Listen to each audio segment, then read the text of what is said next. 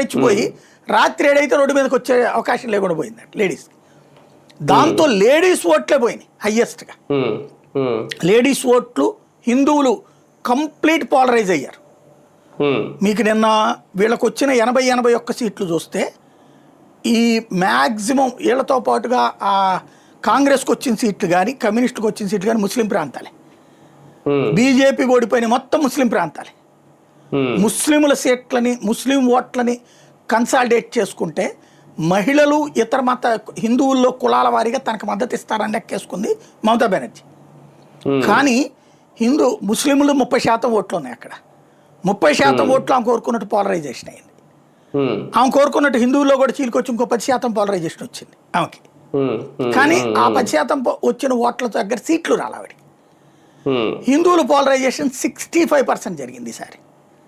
క్రిందటిసారి 50% జరగడం వల్ల 77 సీట్లు వచ్చినాయి బీజేపీ. ఈ దఫా 65% ఓట్లు పోలరైజ్ అయినాయి. ఆ ఇంపాక్ట్ భారతీయ జనతా పార్టీ 206కి చేరుకోవడం అన్నటువంటిది. ఒక రకంగా ఒక అరాచక విధ్వంసకర పాలనకైతే బెంగాల్ ప్రజలు ఇంకా ఫుల్ స్టాప్ పెట్టేసినట్టే ఖచ్చితంగా. ఇంకోటి ఏంటంటే మమతా బెనర్జీ ఎప్పుడైతే తన వారసుడుగా అభిషేక్ బెనర్జీని తెచ్చిందో వాడు వెధవని తెలిసి ఆ వెధవని కొన్ని రోజులు పక్కన పెట్టింది. వాడు ఎలా మాట్లాడుతాడు